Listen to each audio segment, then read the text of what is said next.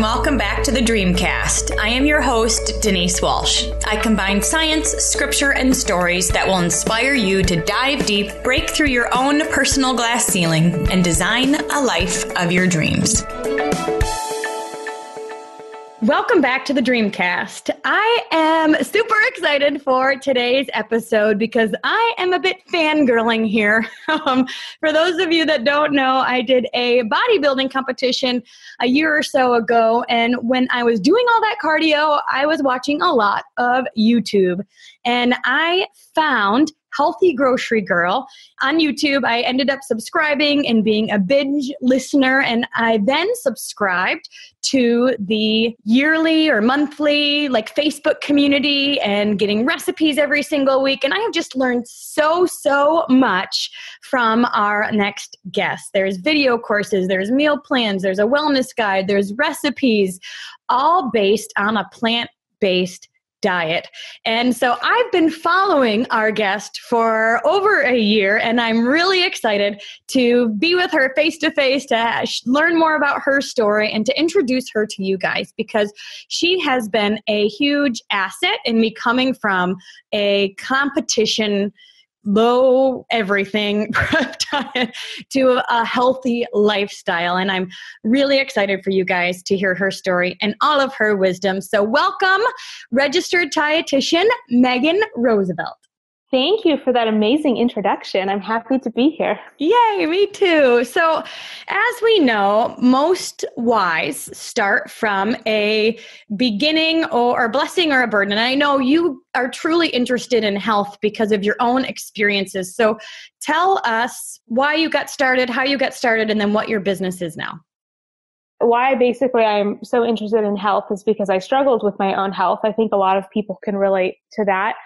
When I was in high school and college, I had disordered eating, multiple things, anorexia, bulimia, overexercising, just dabbling in everything. And I got to a point where I started to see it affecting my health in some big negative ways. And, most people, they hit their own rock bottom at some point. And I have a whole video on my YouTube channel where I go into my whole story, if that's of interest to anyone. But basically I got to the point where I was, people use this kind of cliche saying all the time, but I was sick and tired of being sick and tired. And so I wanted to change and to be healthier. And some things are a little blessing in disguise. In college, I was on track to become a nurse and going through the nursing program, and something happened. They lost my transcripts, and I had to either wait a year or take some filler classes and reapply for the next year for the nursing program. And I just didn't want to do that. And so I picked dietetics. Just my counselor in college kind of guided me into that. And it's so funny because it was absolutely the path I was supposed to take. And so I changed my major, and I do think that really also helped me with my health, because I really was able to understand how the body works and nutrition on a very real scientific level, while at the same time, being obsessed with going to the grocery store and trying new snacks and things like that. So really, my passion for health and helping other people be healthy is I just know how just horrible your life is when you don't feel like yourself. You know that you could be healthier. And it's not just being overweight or underweight. It's emotionally and mentally, and you're just not the best version of yourself. And, even to where I'm at now, it's so important for me to be healthy and to take care of myself, because I know I'm a better wife, I'm a better daughter, better friend, a better business owner. I have more energy. All of those things are better in my life when I'm taking care of my health. So that's kind of how I got into my interest in health. Well, I do want to spend a minute here, because what I think is really cool is you were learning about the scientific effects of food and what it truly does to your body. And then you're able to kind of practice on yourself, in a sense, do it and heal yourself from the inside out. What are some things that you did along your healing journey when you were truly wanting to be healthy in mindset and in body? Something I started and I'm still to this day working on is just letting go and not trying to be in control and not trying to have everything be perfect. And it's just such a practice. I think if you're at all a driven, any form of a type A person, and I think a lot of your listeners can relate, because if you're an entrepreneur or business owner, you definitely have drive in some form of type A, because you've gotta, to be successful, to really go after something. It's really hard to not want to just have everything be in control, and to also not worry about the future, the outcome. If I do this, what will happen down the future? And a couple like key moments I remember early on was the simple act of I would say eating a sandwich. I remember, if you have disordered eating, carbs and bread and all of these things seem like you can't eat them, or if you eat a sandwich, suddenly you're going to get, balloon up and gain a bunch of weight. I'm not vegan now, but I wasn't, vegan then.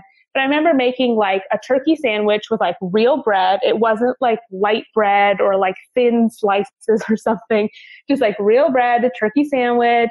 I think I had some fruit and some chips or something that seemed almost like a very typical American lunch that I probably never would have eaten. I would have had a Greek yogurt or a protein bar or something as my lunch.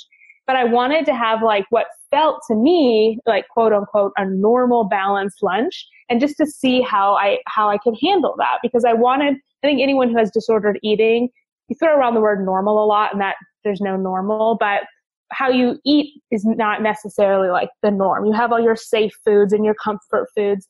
And for me, letting go and allowing myself to be what would happen if I actually ate a whole sandwich and really felt full, and to sit with that and sit with my feelings and work through that. And so, those are some things along the way that I've had to you have to just experiment as you go, seeing if I eat a sweet potato, if I eat an avocado, am I going to be okay? And the truth is, you will. And I think once you let yourself have those moments and actually feel the feelings, feel the fear, feel how you actually are totally fine after you eat that food, don't binge on it. Don't then never eat it again. I think those are things you have to just experiment along the way. And that kind of helps you get over your food fears. And because no one's going to get over them for you. I could tell people all day long, don't be afraid to eat an avocado. Don't be afraid to eat fat or carbs.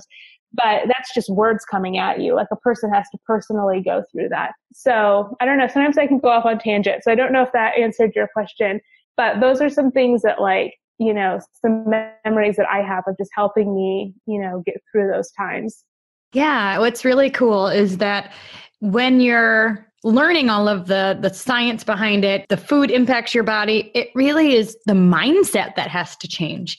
The food isn't powerful. The mindset is powerful. When you start telling yourself, when you start healing your mind, essentially it sounds like that's kind of where you start.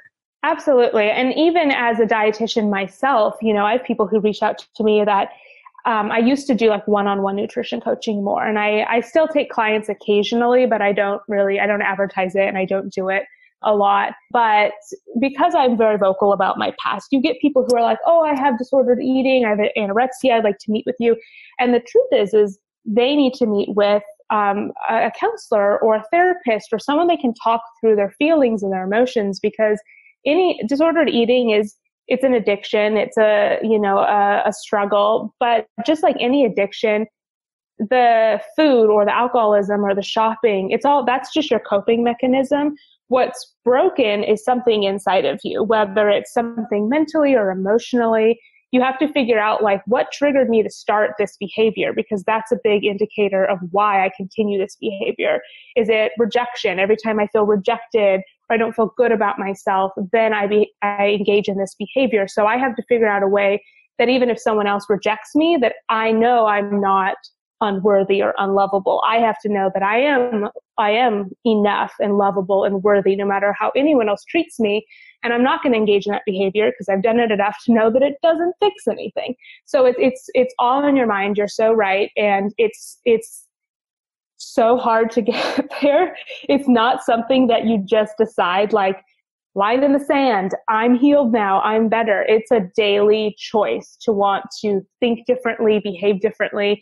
And there are setbacks. I was there are times when I was good, like, good is the word sometimes you use, being like, I ate fine. I didn't engage in bulimia. But then, maybe a year later, I have a bout of like making myself throw up later in college. And even like a little bit into it, I'm just like, what am I doing? And you almost need like a relapse sometimes just to remind yourself that you're like, this is not me.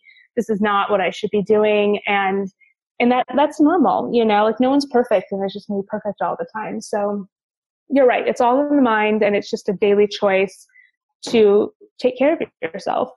Yeah, I love that. When you know what you want and then you kind of go backwards, I think you come out of it a little bit faster, stronger, because you're like, no, this isn't what I want. I know what I want.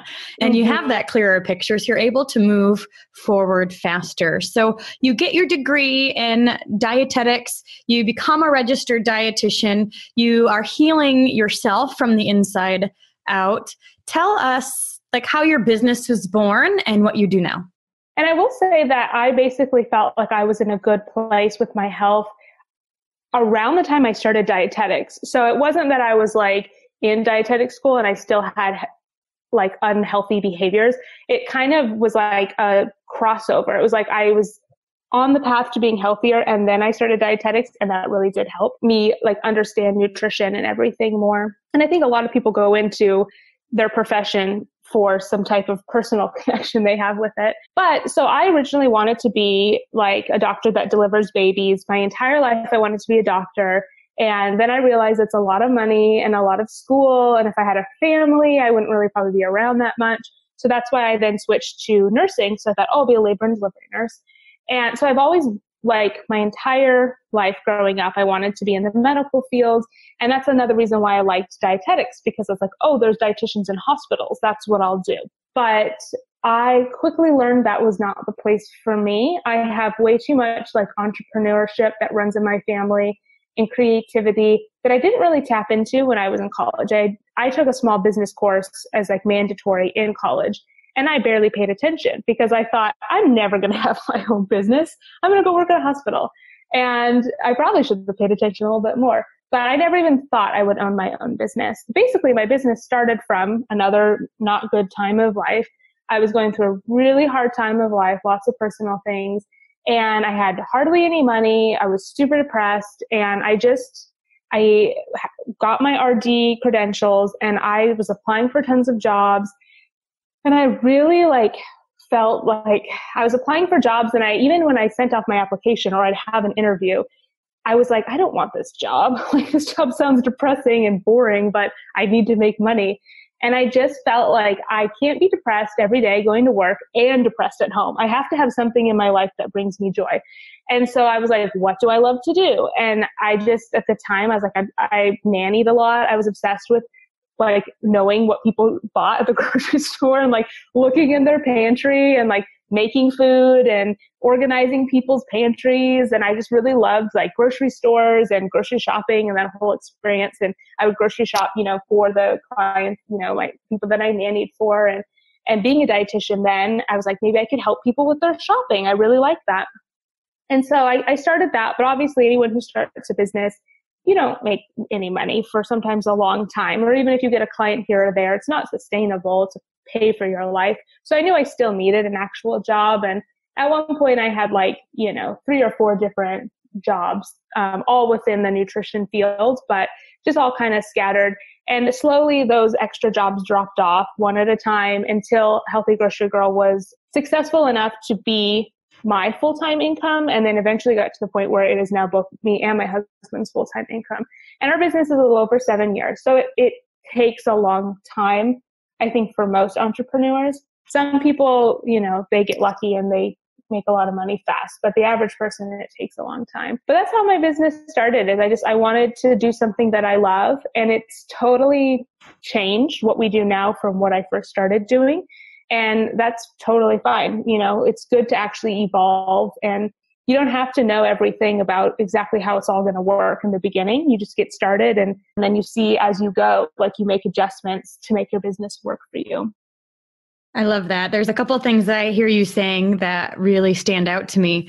The first one is that you said, what do I like? What comes innately what brings me pleasure? What are things that I'm automatically connected to? And I think what's so interesting is that not everybody thinks like that. I remember when I was growing up, I loved coffee shops and I loved fitness. Like I always worked out. And my mom one time said to me, "Why don't you get a job at a coffee shop?" And I said, "Because I don't want to learn to hate coffee shops." In my mind, it was like, everybody hates their job. And so I don't want to cross my passion with work because then I'll hate it. And I think that's the exact opposite of what we should be doing, right? Like we're given these passions and these desires for a reason. So you really listened to yourself and asked yourself those questions and said, what do I really like? What comes naturally to me? What brings me joy? And then what can I do to add value to other people in that area? Totally. Because the truth is people always say, "Oh, I wish I was my own boss." And it sounds so glamorous. Like you're going to be sitting on a beach on your laptop all the time, which doesn't make sense because the sun glares on your computer if you're outside. So it's very hard to work in the sun on your laptop. But I work way more than I ever worked. Working for myself, I work way more than I ever worked working for someone else. But I love it. And so much of it doesn't feel like work. And even the times have been so many very stressful times owning a business.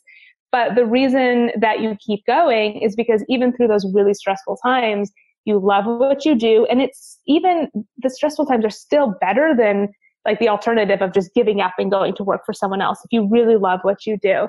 And so I think there's also this thought that, if you love what you do, you'll never work a day in your life. And it's like, no, there's a lot of days that feel like a job. There's a lot of days I'm like, I don't want to work today, but I have this long to-do list and I would still rather do that to-do list than clock in for someone else. So, it's a lot of work, but you have to love what you do because that's what will keep you going even in those days or weeks or months where it's hard, because there will be hard times. Yeah, it's true. I always say it's always easier to watch Netflix. It just always is. But when you have your why and you know what you want, you do it anyway, right? Yes. And you have to pay the bills, so that kind of factors motivation into it a little bit. Yeah. So what would you say are some of the biggest blessings or maybe aha moments you've had over the course of the last 7 years? Oh, biggest blessings. Okay, so one huge blessing would be meeting my husband. And when we first met, he had what I call like a real job. Like he went somewhere else during the day and other people paid him. And then when we moved to Los Angeles, he started working with Healthy Grocery Girl full time, which was like a little over 2.5, maybe 3 years ago now. And we always wanted to work together. But when you have one person who is that like stable income and another person whose income's up and down, it's really hard for that one person to quit their stability. It's nice to have that in a relationship. And we weren't even at the point yet where Healthy Grocery Girl could provide for us full time. But when we moved to LA, it was such kind of a leap of faith. Let's go for it. I was doing a lot of television at the time and coming down to LA all the time for that anyways. So there's a lot of reasons we moved down here. But when he quit his job, he had no job lined up. We had no idea where we were going to live. All we knew is we're going to LA and we're going to make it. And we moved down here. And since he had no job lined up yet, and we knew we had like X amount of months saved up, we were like, okay, we're good for the next like 4 months. He just started working with me full time because he had nothing else to do. And right away we saw like, this is awesome. Like, it's so nice to have another full-time person. You're doing all these things I hate, like bookkeeping, and you're really good at things I am not, like just Excels and different efficiency things. And so we saw our business growing, and it's grown a lot. Like, it's at the point now where like he had jury duty like a month ago and he was gone for an entire week. So he got on a case, and it made me realize how much of a team we are, because I was like, so we make videos a lot and I'm in front of the camera. I write the scripts, I come up with the recipes, but he's the cameraman. And I'm so used to having him now run the cameras and the lighting and making sure I'm not blurry. And there's so much that goes into video production that it's too much for one person. And so I just realized, I'm like, I need you. Like we're an actual like team, and we complement each other so well. And it threw off our whole work schedule because he was gone for a whole week. And so he's definitely been a huge blessing, is just having him as not only like my husband, who I love, and my life partner, but my business partner. And I couldn't think of a better business partner, because who else is going to love your business and be just as invested in it as the person who lives with you? Because it provides both of our incomes. And I love the lifestyle we've been able to create from it. You know, we went on a walk this morning, and we can talk about business. And I think we just get so much more done so much more quickly because we're always together. We can always kind of talk about stuff. So that's one big blessing, is him, and having him as like, you know, it's the two of us full time. And then we have one other gal who works for us part time. And then I think the other blessing probably also comes from like other hardships. I struggled with my health again, like a year or so ago, 2 years ago. We were trying to start a family, and it wasn't happening easily. And I found out I had a thyroid condition, and all of that, trying to start a family, it really just made me realize, like, I was still pursuing a lot of TV things. I had a manager. It's very stressful.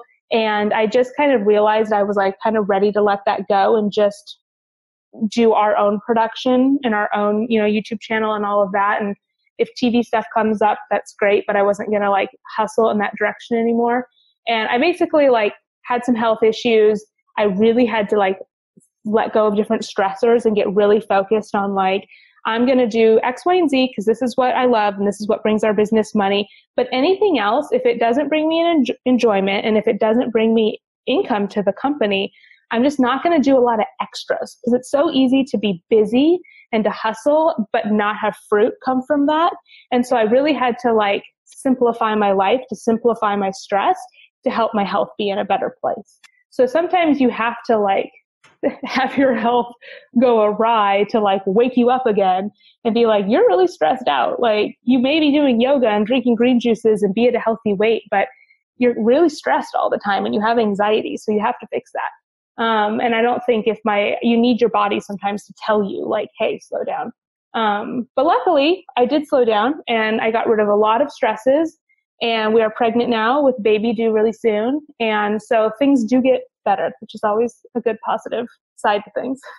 If you at all have had fertility issues, go listen to Megan's fertility series.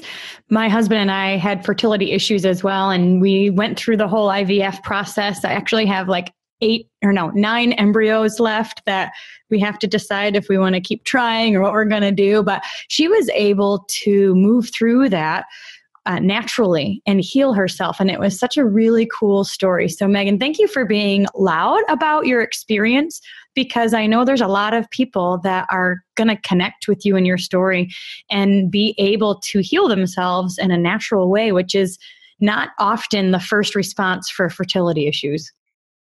Yeah. Well, we looked into IVF. We were about to start Clomid. We were really considering that, and which is a fertility drug. If you're not familiar with that, someone who's listening, but I couldn't start any of that. We were working with a fertility doctor because of my thyroid. He's like, you have to fix your thyroid first. So it was almost like my thyroid kind of, you know, made me have to go down a natural route.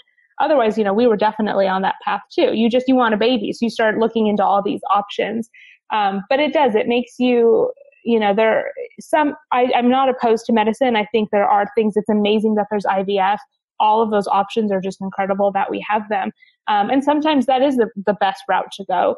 But sometimes, like in my situation, there is an option to try something natural if you feel like you have the time and you want to. I wanted to feel like I exhausted all my natural options first before I went down those other paths. But you know, who knows? You know, I'm open to whatever you have to do to have a family. So, and I think, you know, I am so vocal about things because feeling like you're alone is, I think, one of the hardest parts of the fertility struggle. Is even, you know, with my business, I'm on social all the time, and no one knew what I was going through for 2 years. I had to hop in front of cameras almost every day and be happy and everything's great. And Not that I was being fake or lying, because I genuinely am happy when I'm filming and doing all of that. I'm, making a recipe, or I'm helping other people. I didn't want my business to all be like, oh, woe is me all the time. But it's really hard when you're struggling and you feel like no one knows, no one understands, and is something wrong with me because I feel like no one else is going through this. And it really helped me when I started watching other YouTubers and just infertility bloggers and seeing people go through their hardships, seeing how they overcame them.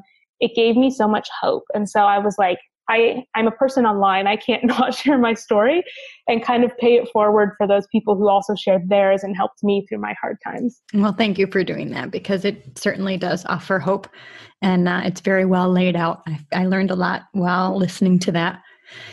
So you also said that life happens, right? And we do have to rearrange our priorities and maybe make adjustments to our schedule. You decided to give up the manager and give up the TV, and you focused more on your own business and growing Healthy Grocery Girl through social media and books and other things. So tell us what a day in the life looks like now. Oh gosh, our days are always, I think, similar but so different. And I think anyone who, runs their own business can relate to that. But we do have some things that are pretty standard. We try to exercise every morning. Usually right now, normally I like to run, but right now we've just been going on walks since I'm preggo, and it's hard to even walk down the hallway without being out of breath. But every morning we exercise, we have a good breakfast, and then we start working. We both work from home. So whether we have to film that day or it's just a day on the computer, editing photos, editing videos, replying to emails, talking with clients, working on creating content for our membership. We spend a lot of time on the computer since we're an online business. And then a lot of times, actually creating the content. So shooting videos, taking pictures of food, all of that. So basically our days it'll kind of vary per day, but a lot of content creation. And then I still do a little bit of television. I do some regional, some national segments going on. Like recently I did a segment on Access Hollywood Live here in LA, going on sharing different recipes and stuff. So if an opportunity comes up, I'll still do some of those randomly. And then different things with clients may come up. Like I'm a spokesperson for a company called Limonera, and they are based here in California, but they're an international company. They grow citrus, so lemons, all types of oranges, citrus varieties. They also grow avocados and limes. And we create recipe videos for their YouTube channel, but I'll travel with them to different expos or things like that as well. So it really varies, but on the most part, if you follow me on Instagram stories, I usually am like in the kitchen again, filming another video, taking more pictures of food. That's pretty much what we do, is just food, create, and then share it with people. What's so cool about the world these days is when you find something you love, you truly can use social media, Instagram, Facebook, YouTube, etc., to be your commercial and to get the word out. Tell us some things that you've learned over the past few years about using social media to build your brand. I think that one thing that I've always wanted my business to be is like a business, like a brand, and it's hard when you're small and you're also the person who's kind of the face of your brand. Because I always wanted it to be about other people, like not about me. I want to help other people. And I feel like when I tried so hard to make it like we're this company and, almost like there's no emotion to it. Like it could be a whole team of people behind this membership site and you don't know who we are, but we just create content for you. When I tried to be so much more like a brand or a company and remove myself from it, it just felt like forced and it felt not as genuine. And I had a hard time putting myself in the content too much and making it about me, because I didn't want it to be like Healthy Grocery Girl is me, because we are an actual business and we have a team and we also do video production and work with lots of clients and make videos for them. So it's not just me as like a blogger. We're a real business. But when I started just being myself, and especially with like Instagram stories, I love how you can be so just like genuine there. And, just sometimes like just talking to people without makeup and just that really real side. I don't know. I feel like it just brought a lot of like heart and warmth. And, any good company, I think you like that company. There are some companies you like them just because they have an actual really, really amazing product. I think it's really hard to be that kind of company, like, the iPhone or something that's like, this is an incredible product. But for the most part, people love a brand or a company because of an emotional connection that they have. And so I think when you put yourself in and you allow yourself to be more like real and a part of it, it builds that emotional connection where people connect to you. Like something, whether my health story or infertility struggles or whatever it is. So I think that's something that I've learned is like, it's okay to be like a business and also you are the business at the same time. And what is that balance? It's like, how much personal stuff do I share, but also keep it professional? And I'm always wondering like what that line is, but I think I've learned along the way, and this comes back to full circle what we were talking about before, something I'm always working on is just let it go. Like, don't worry about it being perfect.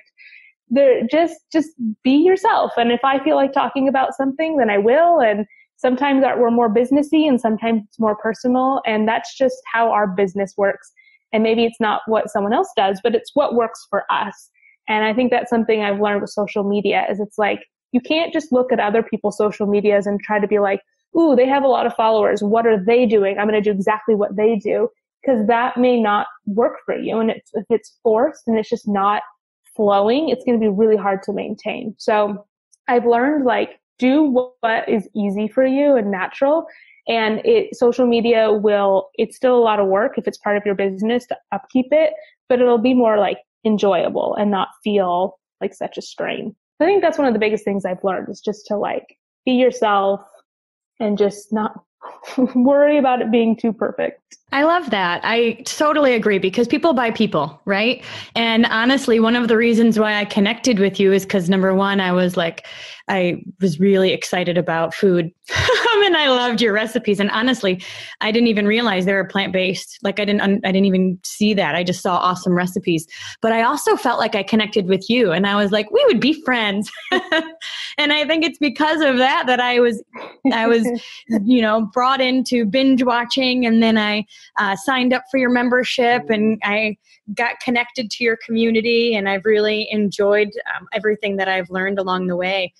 For those that are interested, the membership site also includes tons of resources. So I spent a few nights just downloading and watching videos and really absorbing all of the content because you know a lot, Megan, and thank you for putting all of that out there. It's really, really beneficial. I know when I started my business 10 years ago, I would be like, I appreciate that. Yeah, no, it's very true. When I started my business 10 years ago, I would be like, hold on, client, let me get customer service. And then I'd be like, hi, customers, because you're wearing all of the hats. And I was trying to be uber professional too. Yeah. And then my husband was like, just tell people what you're doing, be real, pretend like you're their best friend already. And that is when I found that our business really started to grow. Yeah.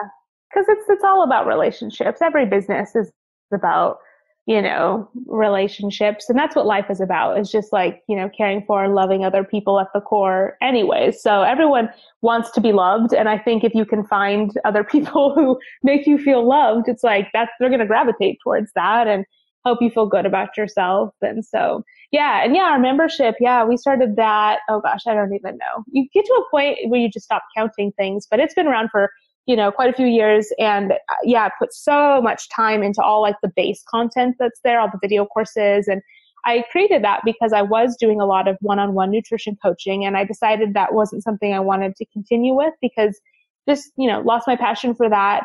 I still passionate about it, but it's not something I wanted to be spending like 10 hours a day doing.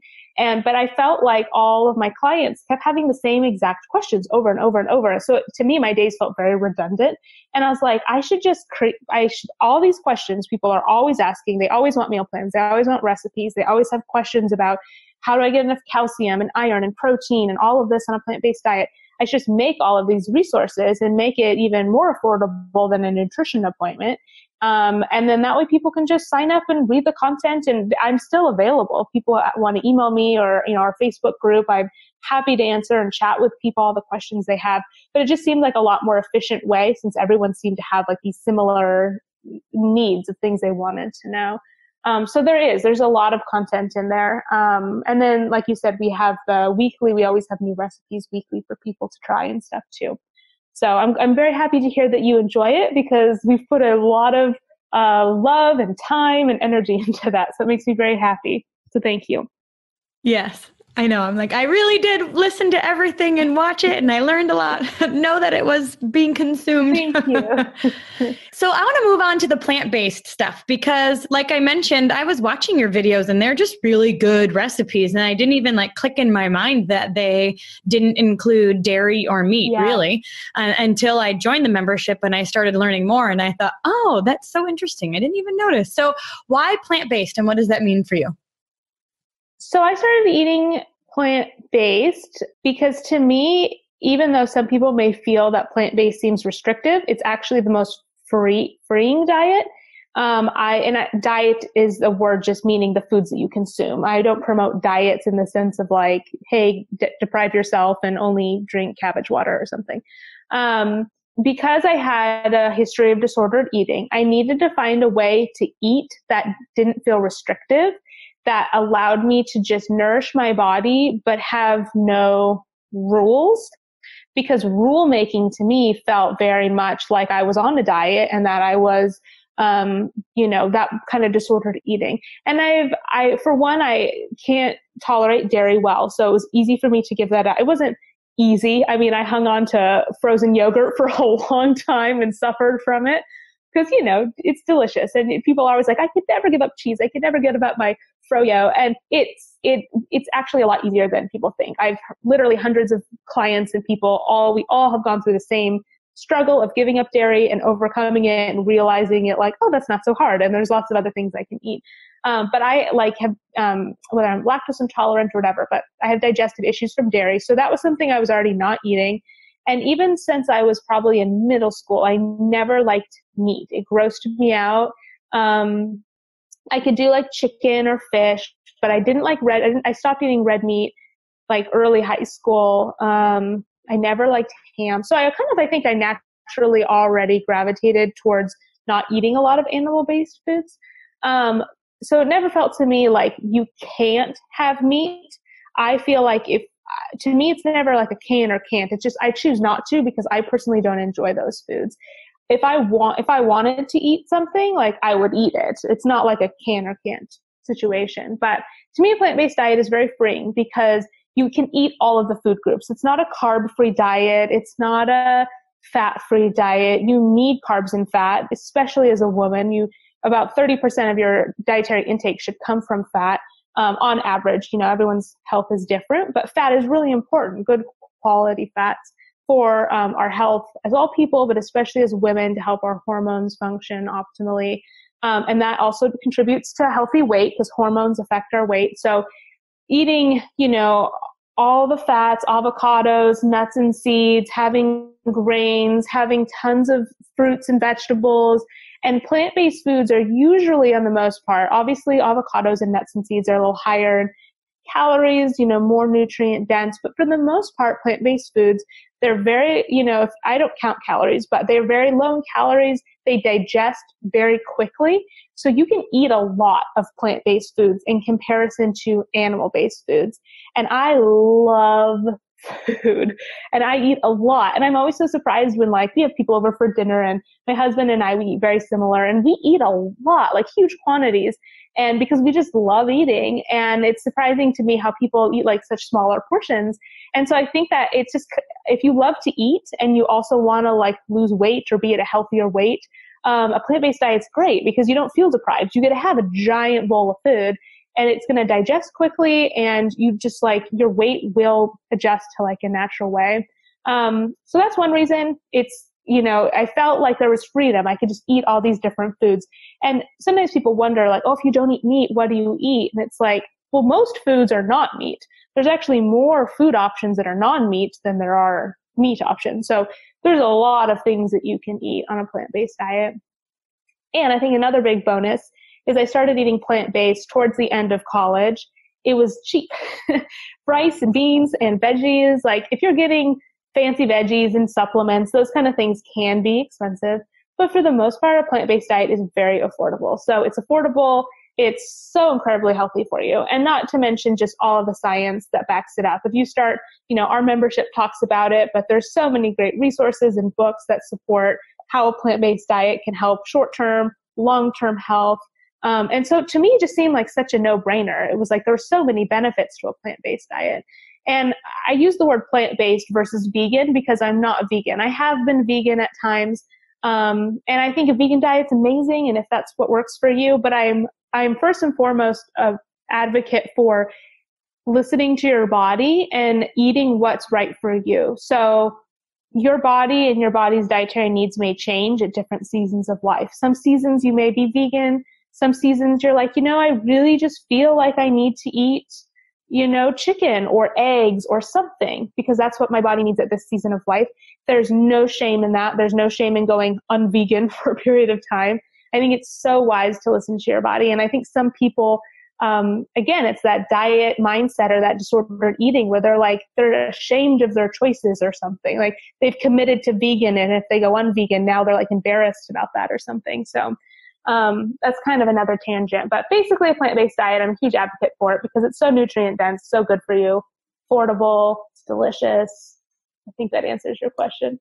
Absolutely. We're like, go vegetables. Woohoo. Mm-hmm. There's a lot you can do with them. It is surprising. You really can't get sick of vegetables because there's so much variety and you can do a lot to change it up.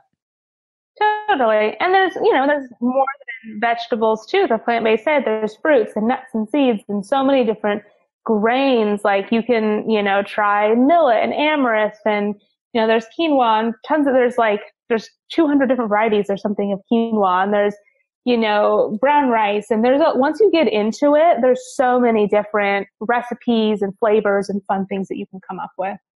Awesome. Yes, I've tried lots of your recipes and they're all delicious. Oh, good. And moving into that, you recently wrote a book called The 5-Day Juicing Diet. Mm-hmm. And tell us a little bit about what this book is about. Sure. So this book is essentially a recipe book filled with plant-based delicious recipes and also education if you're interested in juicing from home. Again, the word diet just refers to the foods that you eat. It is not a diet plan, and it's not a juice cleanse, a juice detox. You're not drinking only juice for 5 days. It is a nourishment plan. So, because a lot of people like to have a plan, just as like inspiration, like what would it would look like for 5 days? What should I eat? So the 5 days includes juices, blended juices, I call them, which are like smoothies, but you're using a lot of like produce. So it keeps the fiber intact, as well as there's meals and snacks on the plan and things like that. But I'm a big advocate for juices, green drinks, smoothies. And again, some people may gravitate towards juices because they're a little easier on digestion. If you have IBS or digestive issues, a juice is going to give you so much nutrition, but not a lot of fiber, so it may be easier for you to digest. If you're someone who needs to manage your blood sugar levels, you have diabetes, or you find yourself hypoglycemia, or you just, maybe you're trying to lose weight, so you really want to feel full longer, maybe blended juices are the way to go. There's not one that's like, yes, everyone should do this one only, because again, nutrition is not one size fits all. But I love green juices and green drinks because it's such a good way to get in so much nutrition, especially first thing in the morning. I feel so accomplished already having like multiple servings of vegetables by like 8 a.m. in the morning. And it's also a really good way to get in nutrients and greens that you're probably not going to eat. I mean, maybe you will if you're really awesome, but bok choy or like rainbow chard, or there's lots of greens that it's like, it's easier to make a salad with like romaine lettuce and kale, but it's hard really to get some of these other varieties in. You may try them in a recipe here and there, but if you juice them or you throw things in your smoothies, chia seeds and stuff like that, it's just an easy way to get in more foods that you just may not consume on their own. And we all, even myself, no one is on a daily basis, every single day, getting all the vegetables that they possibly can. I think we all can consume more fruits and veggies every day.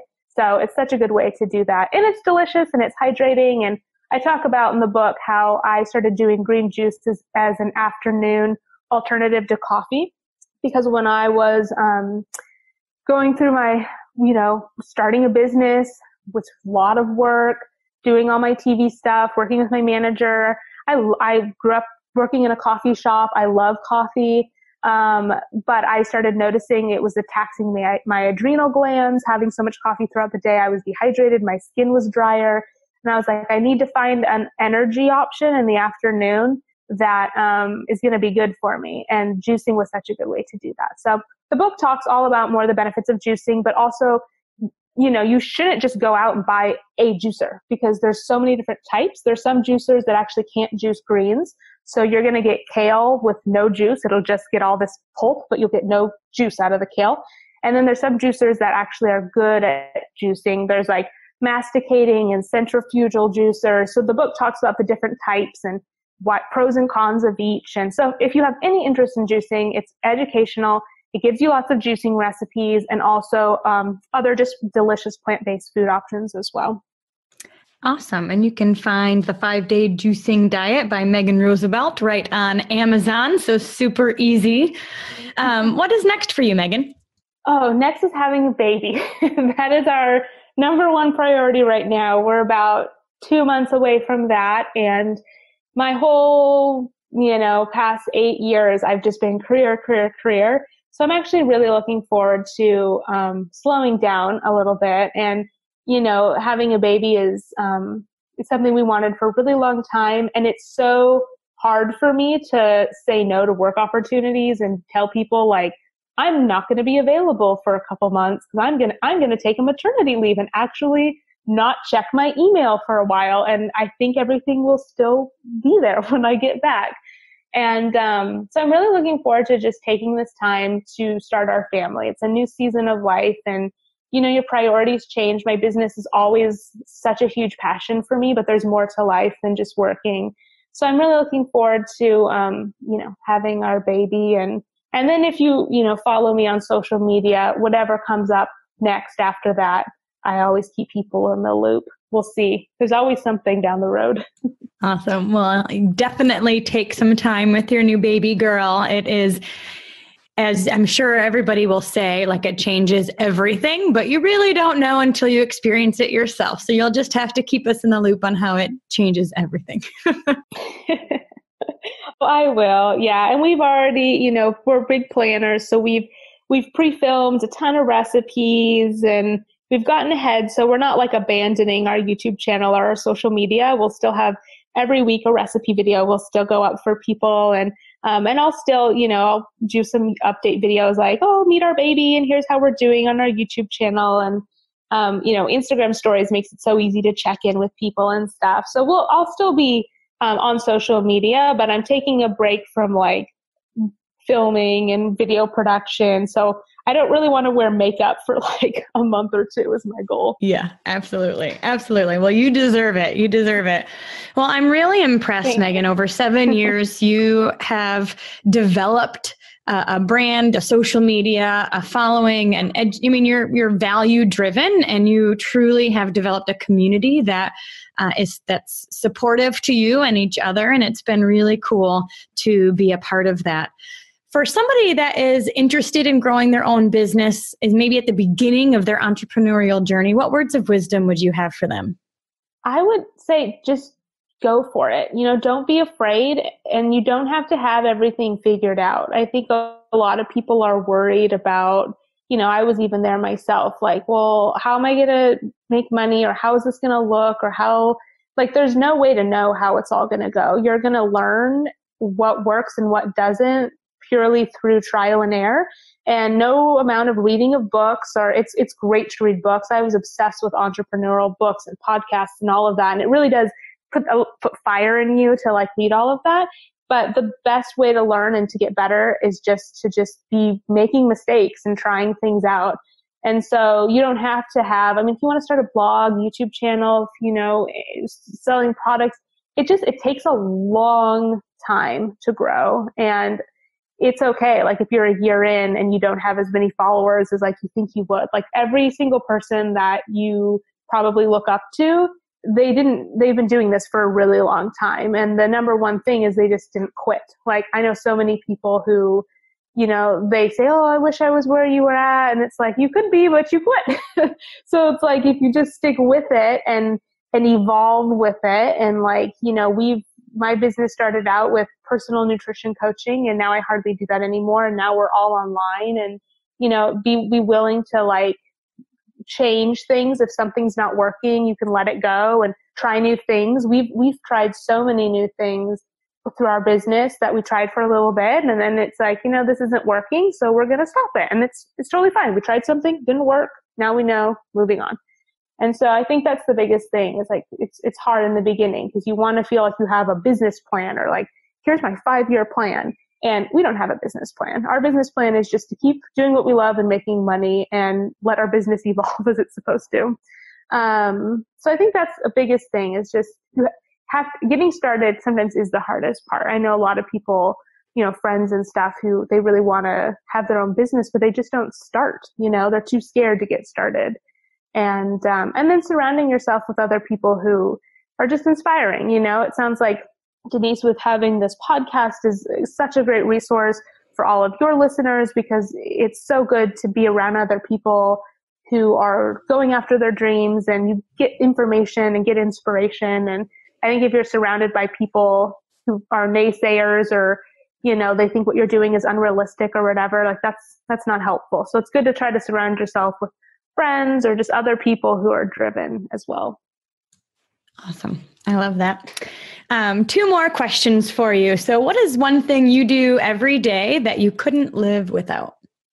Let's see. I would probably put exercise as like a big one on there for me. I'm a naturally anxious person. I know that just is a quality of mine. I'm very like self-aware of all of my problems. So to me, I'm like, okay, I know this is me. I'm an anxious person. What can I do to not be so anxious? And for me, I have to get outside. I have to walk. I have to run. I have to move. It's so good for my mental health. Like, I used to exercise in college to be thin. And once I started getting healthier, I'm like, yeah, I want to fit in my clothes and all of that. But exercise to me it's like my therapy time. It is so for my mental and emotional well-being. So I think exercise is definitely one thing. And there's a lot of other things. Like, I'm a faith-based person, so obviously spending time with God, my husband, like there's a lot of obvious things in life that are, you know, priorities. But I would say, you know, being like moving and being physical is really good for anyone, for health, you know, physical, mental, emotional. Absolutely. We honestly live in a very sedentary society. As much as I like to say, you know, when you're filling out those forms, I'm active. Like, most of the time I'm sitting at a computer. So getting up and moving increases endorphins and gets things flowing in your body. I know even digestion is better when you are running or exercising and getting things moving in your body. So this last question is kind of putting you on the spot, but it sounds like you are truly living in your passion and you're doing what you were created to do. And that's on purpose. You know, it wasn't on accident that you 7 years later have a thriving business, but it's because you made choices every single day that lined up with, what do I love? What are my strengths? What brings me joy? So how would you describe your life's purpose? That is a very good question. Goodness. I mean, this sounds really cheesy. I feel like I really want to bring like happiness and joy into people's lives, because the internet can be a very negative place. There's a lot of trolls and judgment and, oh, why would you feed your kid that? Or, oh, why would you post a picture of yourself like that? And I am 100% not that person. I want to like be like, have I left positive comments on other people's pictures today? Like, I really, in our community, is all about just like lifting people up and having it be positive. And I think, you know, that's just me personally. Like, that's the kind of like what I want to put out there is kindness.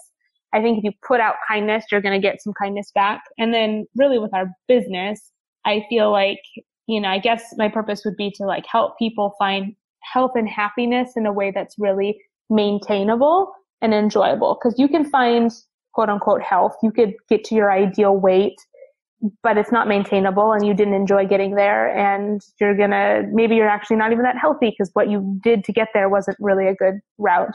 And I've done all of that. I've been super thin and people think, oh, you look so good, but I was miserable and I wasn't, making good choices. And I think it just takes time to get to a place where you're just like, my body could be different here or there. I'm not perfect, but I love my body because it's gone through a lot and I accept it, for what it is. And, you are just in a good place, like physically, mentally, emotionally, and you have other people around you who are just like kind and loving. And I think that's like almost like too idealistic to like want to live in a world that's all happy, like all the time like that. But I don't know. That's me. And I just want people to be happy and all get along and be friends. So that's kind of my hope.